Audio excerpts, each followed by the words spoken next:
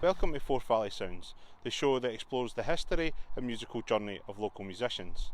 Today's show will feature Stirling-based heavy metal band End of Dawn, and later we'll be hearing from lead singer and bassist Jamie Walker. But before all of that, let's take a look at where it all began and their journey to where they are now. Now let's take a quick look at the history of the band, but to do that we must go all the way back to 1999, as that is when this musical journey began with the formulation of heavy metal band Hatch. Hatch went through multiple lineup changes over the years and sadly went on hiatus in 2012. That brings us on to Red Sun, a rock band which formed in 2013 out of the Hatch hiatus, with original member Jamie Walker returning to join three members of the most recent Hatch lineup to form Red Sun. But after a complication arose with the band's first EP, they unfortunately disbanded in 2015. That brings us to 2018, when the original members of Hatch started to jam with each other again after almost 20 years, and out of those sessions they decided to form their new band End of Dawn, and since then have gone on to record their first three singles, with plenty more to come in the future.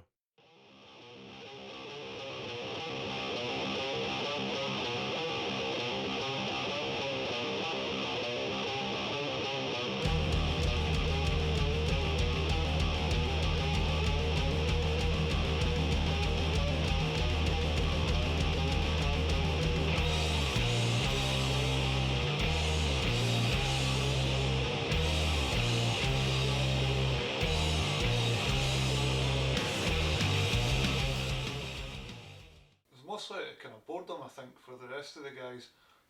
I was the last guy to come back in. I think you're talking guys that have been in a band for 20 years, and the other three guys' bands ended sort of around about 2015, 2016. And on a Sunday night, they had nothing to do, so decided to start jamming again. So they'd been jamming for about 6 months or a year or something before I got asked. And then they asked me to come back down and jam. I bumped into Bernie in a shop one day and went back down, and it started out as just something to do on a Sunday night. I probably did. I probably expected to start a band at it. I don't know whether the rest of the guys did. I can't really speak for them. I know my brother probably, he prefers the idea of having something to kind of aim for. And I think Bernie and Winter were probably the same. They'd probably quite like the idea of starting a band, even though we were a bit older. There's still some fun about getting out there and just going out and playing gigs, so I would probably say we did, but at the time none of us would probably have said it, but I think now we would say it. Well, it's kind of, I would say there's been two different stages of the band in terms of writing material. When I first joined, there was 4 or 5 songs already written.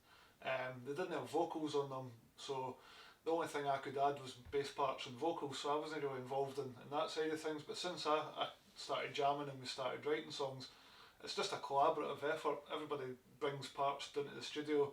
I mean, I do sort of jamming things in the house, but they tend to get lost by the time I take them down to the studio, so it was mostly just somebody will come up with a riff at practice, we'll end up jamming on it, extend it out, see where it goes, write different parts off it, and then just see what fits. It was wild, it was kind of crazy. I'm used to, anytime I've recorded in a band before, it's been 4 years in the room to get the drums and sometimes the bass recorded in the room, and then come back and do the guitars and the vocals afterwards. But I'm used to all the guys being there in the studio for the most part, and being able to bounce ideas off each other, because when you're in the practice room, you can have what you think's a complete song, and then you take it into the studio and you start recording it and you go, well, maybe that bit doesn't fit once you hear it back. Once you hear it recorded and done, you think to yourself, that doesn't quite sound right, and having the other 4 guys there or the other 3 guys there to bounce off, it's kind of strange. So when we went in, Des went in and done his drums with Bernie, I didn't then really hear the drum tracks until I went down to do my bass parts. And then I would imagine Bernie and Winter didn't really hear, they only heard parts of what had been recorded before when they went in to do their guitars, because we were only allowed 2 hours in the studio at the one time with the COVID restrictions. So it was quite weird. So I was quite fortunate in that the vocals got done last almost, bar maybe one guitar bit. So I was able to go down and hear almost the finished product after I'd done my vocals. It was really strange, but it was a good experience. We had, before lockdown, first lockdown, we had like 8 songs, I would say, 8 or 9 songs. We recorded 3 there. The first batch that were recorded happened to be the ones that I was singing on. I would say the next 3 that are probably going to get recorded are the ones Bernie does the vocals for.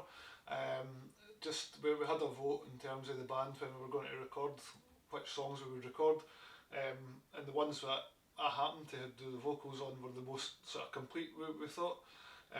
So there's maybe a wee bit work needing done on other ones, but I think we would be good to go for another 3.